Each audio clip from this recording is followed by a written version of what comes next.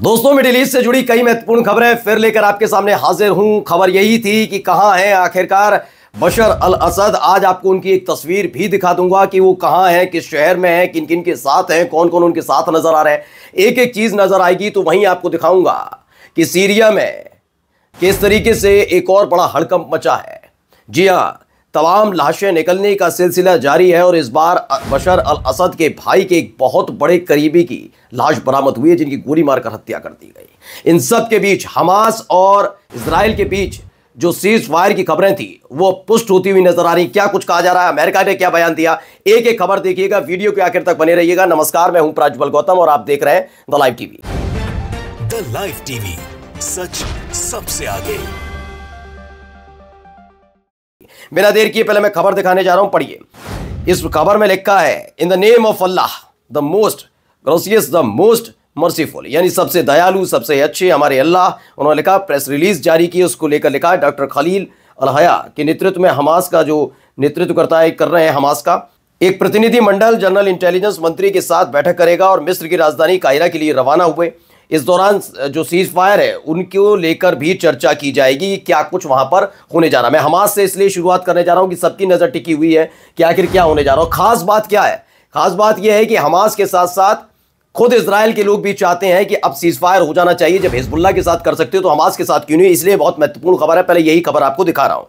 देखिए, Hebrew channel यानी कि जो इजराइल का चैनल है उनके एक पॉलिटिकल करस्पॉन्डेंट है, उन्होंने बताया कि इजरायली अधिकारियों ने जो कैदियों की अदला बदली वाली पूरी डील थी उसके बारे में ज़्यादा जानकारी न देने का फैसला किया है। उन्होंने कहा कि ज़्यादा जानकारी नहीं देंगे, जैसे ही पूरी डील हो जाएगी उसके बाद ही जानकारी दी जाएगी। सबको पता है कि इजिप्ट के एक प्लान पर अमेरिका और इजराइल दोनों काम कर रहे हैं और हमास के लिए खबर यह भी थी कि हमास भी कहीं ना कहीं किसी हद तक राजी हो गया। उसकी खबर हमने पहले ही दिखा दी थी कि पहले 60 दिन का सीज फायर होगा, एक हफ्ते दिखा जाएगा, दोनों तरफ से हमले नहीं होंगे। उसके फौरन बाद ही इजराइल अपने कब्जे में जितने फिलिस्तीनी कैदी हैं, जिनको उम्र कैद की सजा भी मिली है, उनमें से कुछ कैदियों को छोड़ा जाएगा। तो वहीं हमास के कब्जे में जितने इजरायली कैदी हैं उनको भी छोड़ा जाएगा, लेकिन एक हफ्ते बाद, यानी सीज फायर के एक हफ्ते बाद ये पूरी प्रक्रिया शुरू होगी। अब देखिए, एक और खबर आई, कैदियों की अदला बदली की को लेकर जो बातचीत चल रही है वो बहुत तेज़ रफ्तार से चल रही है। बताया गया कि पार्टियों ने मध्यस्थों के माध्यम से शर्तों के मसौदे को लेकर अब बातचीत करनी शुरू कर दी। एक्सचेंज हो रहा है कि क्या कुछ किया जाना है, यानी एक बड़ी खबर, कम से कम इजरायलियों के लिए एक राहत भरी खबर मानी जा रही है। वहीं इजराइल का i24 न्यूज़ है, उसने बताया कि हमास ने अपने पास मौजूद जितने भी इजराइल के जीवित कैदी हैं उनकी एक लिस्ट सौंप दी है, पूरी लिस्ट सौंपी गई है।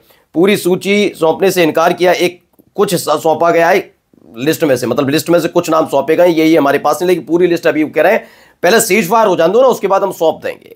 इसी को लेकर एक कैबिनेट की बैठक होने जा रही है। हमास ने स्पष्ट जवाब मिलने तक कोई भी बातचीत को रद्द कर दिया कि पहले ये लिस्ट पकड़िए, ये लोग हमारे साथ हैं, पूरी लिस्ट भी थमा देंगे, सीज फायर भी हो जाएगा, लेकिन पहले भरोसा दिलाइए कि बातचीत अपनी परवान चढ़ेगी। ऐसा नहीं आखिरी वक्त पर रद्द करी जाए और उसके बाद हमें धोखा मिले। हमास फूंक फूंक कर कदम यहां पर रख रहा है। अब इसमें मी ऑब्जर्वर नाम के एक चैनल ने खबर दिखाई, सुलेमान मसूदा के जो एक को लेकर संवाददाता जो है, उन्होंने कहा कि पहले चरण पर यह पूरा प्रस्तावित सौदा है जिसमें महिला, बुजुर्गों, बीमारों और घायलों, यानी जो इजरायली बंधक हैं उन्हें रिहा किया जाएगा पहले चरण में।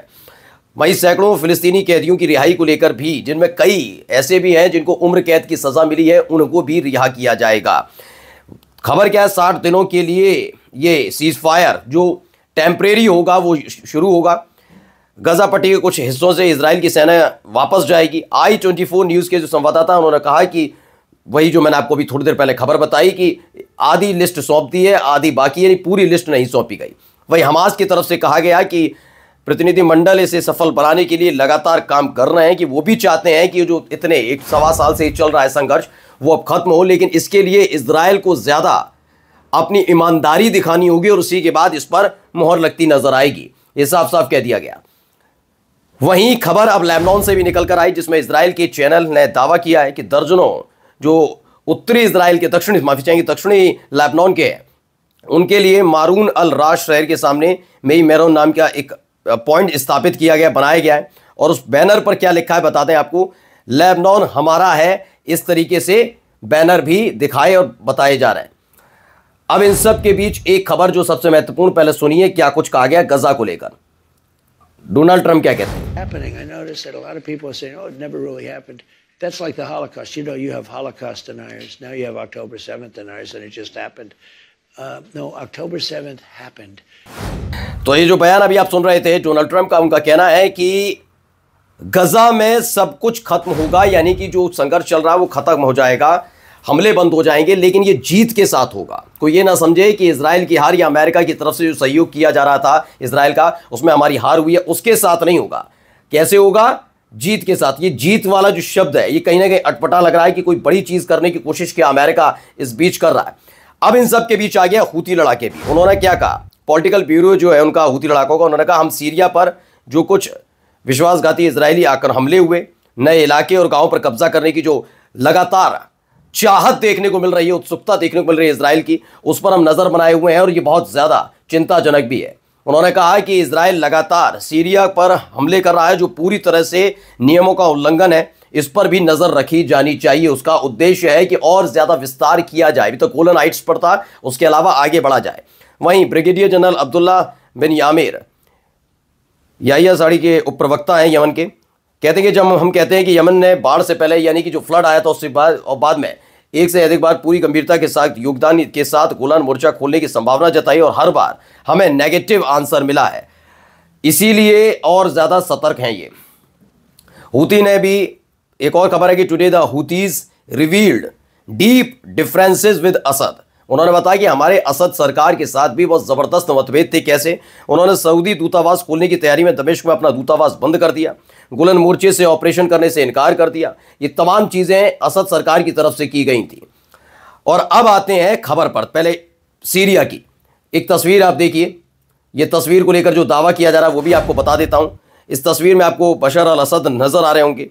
ये रशियन स्टेट मीडिया की तरफ से खबर छापी गई। बताया गया कि फिलहाल मॉस्को में अपने परिवार के साथ बशर अल असद हैं, यानी प्रवास पर है। वहां पर लगातार खबरें थी कि क्या हो रहा है क्या नहीं हो रहा, और ये तस्वीर इसलिए जारी की गई क्योंकि लगातार ये भी दावा किया जा रहा था कि जिस प्लेन में बैठकर बशर अल असद गए वो 12,000 फीट पर उड़ रहा था, अचानक से वो 3,500 फीट पर आया और एक बड़ा धमाका होम्स में भी सुनाई दिया था। काफी कुछ बातें थी कि क्रैश हो गया प्लेन, लेकिन रशिया की तरफ से इस फोटो को जारी करके बताया गया बशर अल असद मॉस्को में पूरी तरह सुरक्षित है, उनका परिवार पूरी तरह से सुरक्षित है। यही नहीं, दावा क्या किया, रूस ने राइटर से कहा कि असद की जो प्लेन क्रैश वाली कहानी है पूरी तरह से फर्जी है।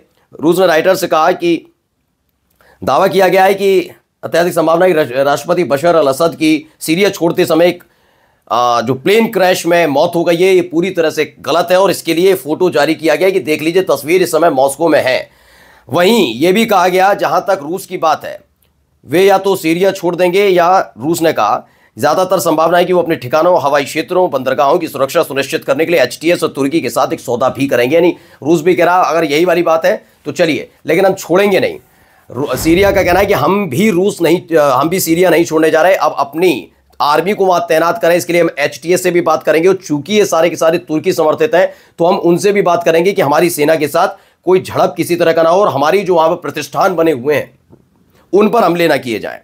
अब आइए एक तस्वीर, एक वीडियो आपको दिखाने जा रहा हूं, पहले इस वीडियो को देखिए। तो इस वीडियो को आप देख सकते हैं, सोफे पर कुछ लोग हैं और देखिए अलग अलग जो तस्वीर, एक सोफे पर आपको कुछ पड़ा हुआ आपको नजर आ रहा होगा, उसको लेकर जो दावा किया है पहले मैं बता देता हूं। दरअसल बताया गया है कि ये deputy operational commander major general Ali Mahmoud है जिनका शव बरामद हुआ, उन्हीं के दफ्तर में इन्हें गोली मारी गई है। कौन है ये?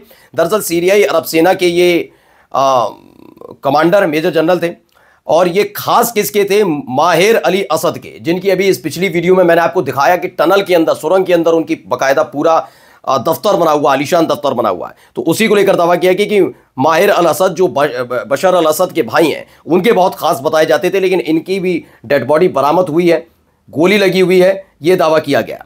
वहीं दमिश्क के ग्रामीण इलाके में सरनाया जो जेल है, पहली मंजिल से अब तक 30,000 से ज्यादा कैदियों को रिहा करने का दावा किया गया है कि अब तक इतने कैदी रिहा कर दिए गए।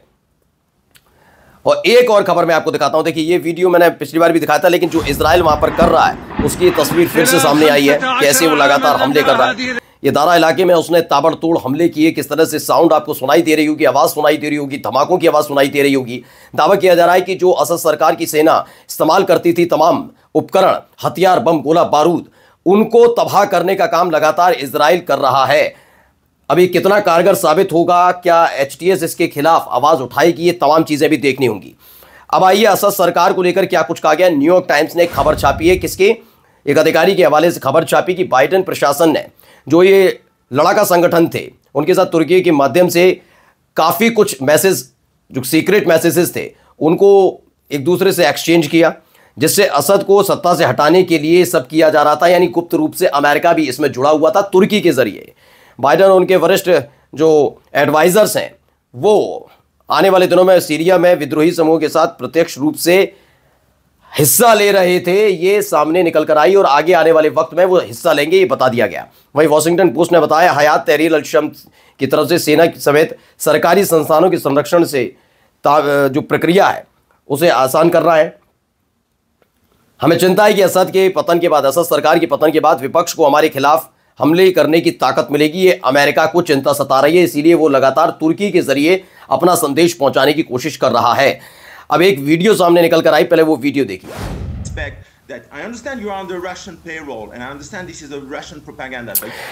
तो इजराइल की जो पार्टी है लिकुड पार्टी, उसके सदस्य हैं अमीर वीटमैन। उनका दावा है कि असद शासन का जो खत्म होना है वो रूसी ईरानी गठबंधन के खिलाफ इजराइल यूक्रेन गठबंधन की जीत का प्रतीक माना जा रहा है। इसमें इन्होंने दावा कर दिया कि इजराइल और यूक्रेन का जो गठबंधन है वो जीता है और ईरान का और रूस का जो गठबंधन है वो हार गया है। वहीं इजरायली सेना ने ऐलान किया कि हमने सीरिया की सीमा पर उत्तरी गोलन हाइट्स में लगाए गए प्रतिबंधों को हटाने का फैसला किया। इसमें काफ़ी खबरें हैं जिसमें बताया गया ब्लिंकन की तरफ से भी कि हम सीरिया के नई वाली जो सरकार है उसके साथ पूरी शांतिपूर्ण तरीके से उसका समर्थन करने और उसको आगे बढ़ाने का काम के लिए समर्थन करना चाहते हैं। आखिरी जो खबर है वो है, ये देखिए, इजराइल सीरियाई लड़ाकू विमानों और वायु रक्षा रडार जो वहाँ पर लगे हुए हैं, इसके साथ साथ ही वो कई एंटी एयरक्राफ्ट बैटरीज का इस्तेमाल कर रहा है। दूसरे शब्दों में कहें तो ईरान का रास्ता साफ किया जा रहा है कि ईरान किसी भी तरीके से अब वहाँ के रास्ते हिजबुल्लाह को हथियार ना भेज पाए। यानी पिछले 2 घंटे में जो घटनाएं सीरिया से लेकर हमास को लेकर घटी हैं, एक एक खबर आप तक पहुँचाई है। खबर कैसी लगी, कमेंट लाइक करना मत भूलिएगा और ज़्यादा से ज़्यादा इस खबर को शेयर करिएगा। नमस्कार। द लाइव टीवी, सच सबसे आगे।